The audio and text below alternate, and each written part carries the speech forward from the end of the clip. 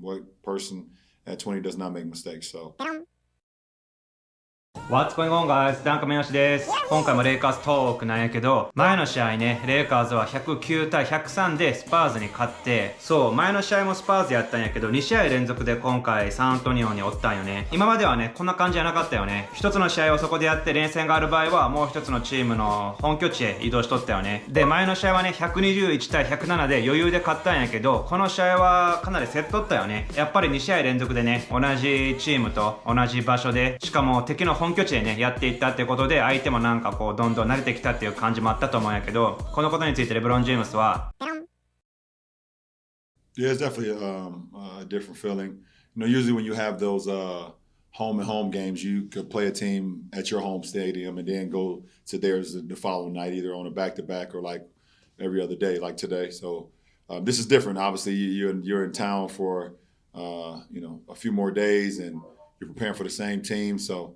a lot different, but in the sense of it feels like kind of the playoffs. Obviously, the intensity and the way you prepare is a little bit different, but as far as being in the same city for 4 or 5 days, that has that playoff feel. You know, like if you was playing a game 1 and game 2, or a game 3 and game 4 at someone else's building.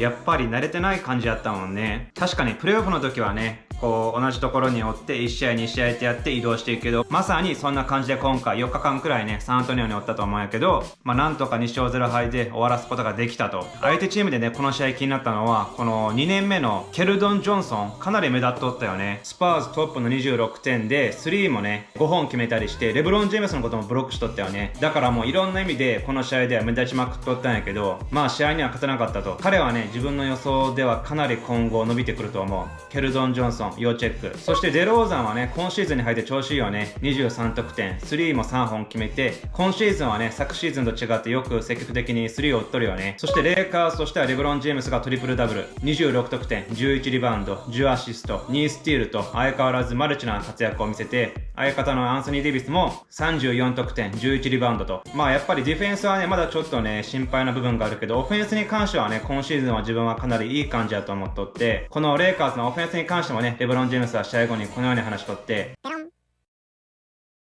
Get a good shot. Get a great shot, actually. Put yourself in a position where you've been successful in your career or been successful with that team. And one thing that we know for sure is we have a great 1-2 punch with myself and AD who can close out games. And we also have so many complementary guys that can make big shots too. So just try to get in position, give ourselves enough time on the shot clock where we're not going against the clock and shooting bad shots late in the clock, and go from there. 去年と同じくなるべくアンソニー・デイビスとレブロン・ジェームスを中心によくボールを回して苦しくないいい感じのシュートを打っていきたいと。そしてディフェンスに関してもね、レブロン・ジェームスは今回こう話しとって、Well, for us, we want to play the right way, both offensively and defensively. And we're getting better and better every game. We do a great job of watching film and being able to take our film sessions and approach it to the game situation. So that's what we want to do. We come out and we want to, have a defensive mindset to make teams score over us, not put them to the free throw line, try to turn them over, but be solid. And then offensively move the ball, share the ball, play with pace, and get great shots. And if we can do that, we're going to be in a lot of games this year. レブロン・ジェームスはビデオ研究に熱心なことで有名なんやけど、そのビデオ研究で分かったことを試合のディフェンスで活かしていって、そのディフェンスからいいリズムのオフェンスを作り上げていくと。そのスタイルに関しては昨シーズンと変わってないよね。そしてレブロン・ジェームスは前の試合のインタビューでこういったことを話しとって、Always good energy, good vibes, and just be around people that gives energy and not energy seekers. I like being around energy givers. Andなるべくこのエネルギーを発してくれる人の周りにいたいと。そして今回もね、このことに関して研究しとって。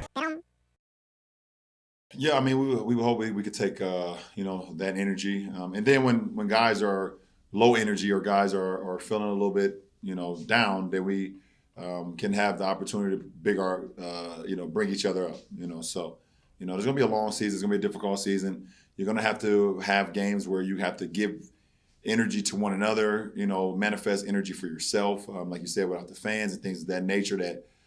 So やっぱりファンがおったらさ、アリーナも盛り上がるし、テンションも上がるし、でも今回はファンがおらんから、その分エネルギーというか気持ちを高めるためにお互いね、励まし合って気を高めていきたいと。そういうことを言っとるんやけど、そしてこの試合は若手の THT も出たんやけど、彼はこの試合で5得点、2ブロック、1スティール、1リバウンドと、今回も14分しか出らんかったんやけど、この出場時間もなかなかもらえない中、ある程度の成績を残してるってところは本当に素晴らしいと思うし、この経験を重ねていくことによってどんどんね、彼も成長していくと思うんやけど、レブロンもね、この時 THT について話しとって、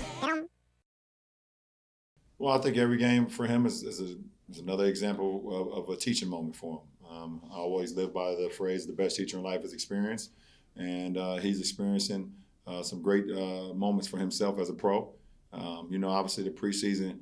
he played extremely well. And then you take another step in the regular season is different from the preseason. So he's going to continue to learn. He's going to continue to get the opportunities because he's earned it. And when he gets out there, he just has to play his game. And make plays for not only himself, but make plays for others as well. He has that talent. So, but we don't mind. I mean, the kid is 20 years old. He's going to make mistakes, and we're okay with him, and we're going to live with that.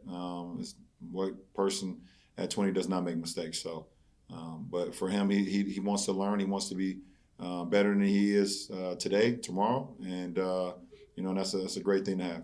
まあ20歳やから失敗して当たり前やとね、多分そういう風に THT 本人にも言ってると思うんやけど、そういった環境でプレーできることによって彼もなんかこう伸び伸びとねプレーしてるのが伝わるよね。やっぱりバスケ以外でもさ、20歳ぐらいの年齢で会社に入ってこう失敗したくないからみんな緊張するけど、やっぱりこうやって先輩の人たちがね失敗してもいいんだとそう言ってくれることによって楽になれるし、これは本当に THT にとって最高の環境やと思う。そして KCP ね、彼も本当に覚醒してるよね最近ね。でも彼はこの試合の後半ちょっと足首をひねって倒れてちょっと心配やったんやけど、まあなんとか大丈夫そうだと。そしてレブロンも彼のことについて話しとって、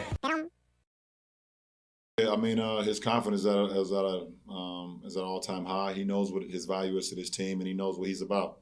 And what he brings to our team is perfect in his role. A guy who's a catch-and-shoot three-point player, a guy who's a great cutter, great in transition, and also could just get, just a lot of movement, getting defenses shifted because of his speed. And so it works for our team perfectly. So, when you have that confidence in yourself and it trickles down to the team, we know how big of an asset he is. And obviously, hated to see him go down tonight and was just hoping for the best, which it is. It is the best case scenario with the turn ankle, and we should have him back in no time. まあ本当にね怪我だけには気をつけてほしいんやけど、 KCP もねもうレイカーズに欠かせない選手になってきたから、本当にこのレブロンのシステムにハマっとるよね。キャッチ&シュートができる、スリーが入る、素早くてディフェンスもできる、速攻もできると、まさにレブロン好みの選手だと。そしてマーク・ガソルね、この前のウルブズ戦で大活躍やったんやけど、やっぱりこう慣れてくるごとに彼の存在感が増してきとるよね。こう従来のセンターではなくてポイントセンターというか、まあニコラ・ヨキッチスタイルで彼がボールを持ってる状態で攻撃を始めていくと、なんかそういったシーンもよく見られるよね今シーズンは。このことについてもレブロンは話しとって、I just think, playing through him a lot more. When we do that, we're very good because his ability to see the floor, pass the ball, he does some special things out on the floor. So, when he's out on the floor, we have to do a better job of not playing much pick and roll with him setting the picks, but more just letting him, kind of play that point forward or that point center position at the top of the key, letting the offense flow through him because he makes